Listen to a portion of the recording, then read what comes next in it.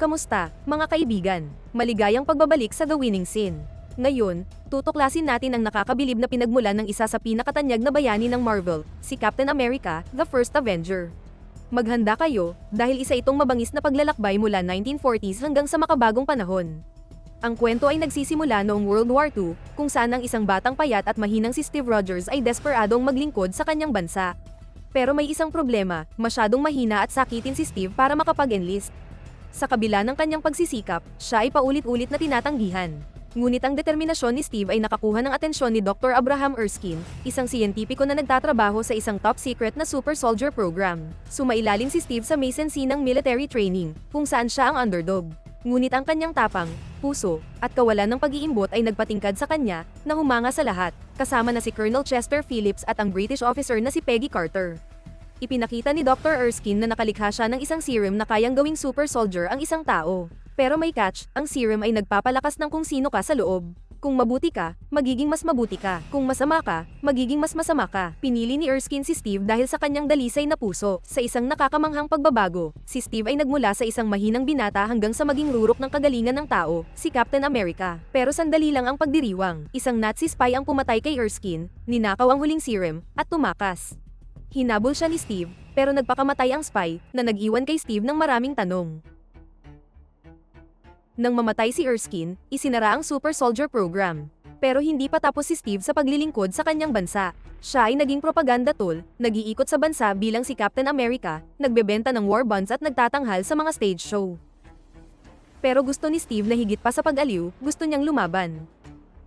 Dumating ang kanyang pagkakataon nang malaman niya na ang kanyang matalik na kaibigan na si Bucky Barnes at ang 107th Infantry ay nadakip ng Hydra, isang rebelde ng Nazi Science Division na pinamumunuan ng masamang si Johann Smith, o mas kilala bilang ang Red Skull. Labag sa utos, naglunsad si Steve ng isang matapang na rescue mission, at nag-iisa niyang winasak ang base ng Hydra at iniligtas si Bucky at daan-daang iba pang bilanggo. Si Johann Smith, ang Red Skull, ay hindi ordinaryong kontrabida. Obsesyon niya ang gamitin ang kapangyarihan ng Tesseract, isang misteryosong cosmic cube, para gumawa ng super weapons at sakupin ang mundo. Humiwalay pa siya kay Hitler, at itinatag ang Hydra bilang kanyang sariling puwersa. Sa tulong ni Peggy Carter, Howard Stark, ama ni Tony Stark, at ng kanyang bagong team, sinimulan ni Steve na give-in ang mga operasyon ng Hydra sa buong Europa. Sa kanyang paglalakbay, nakuha niya ang kanyang iconic na vibranium shield, ang pinakamatibay na metal sa mundo, mula kay Howard Stark. Ngunit ang misyon ay nagdulot ng trahedya nang mamatay si Bucky sa isang misyon sa Swiss Alps. Labis ang kalungkutan ni Steve, ngunit determinado siyang magpatuloy, at sa huli ay kinaharap niya ang Red Skull sa huling kuta ng Hydra. Nagtayo si Smith ng isang malaking eroplano na puno ng super bombs, handang wasakin ang mga pangunahing lungsod sa mundo.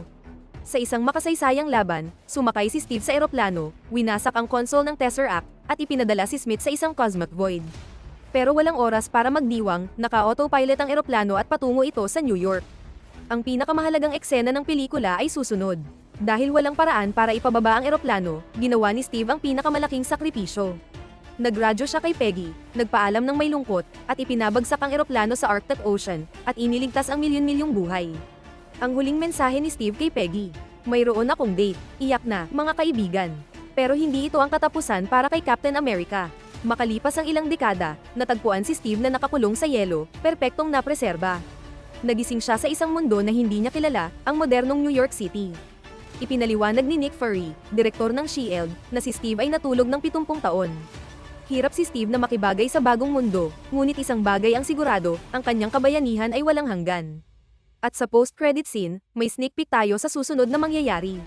Lumapit si Nick Fury kay Steve para sa isang bagong misyon na nagpapahiwatig sa pagbuo ng Avengers. Handa na ang entablado para magtipon ng mga pinakamalakas na bayani ng mundo. At iyon ang kwento ng Captain America, the First Avenger. Isang kwento ng tapang, sakripisyo, at isang bayani na nawala sa panahon. Kung nagustuhan mo ang recap na ito, huwag kalimutang mag-like, mag-comment, at mag-subscribe para sa mas maraming Marvel recaps.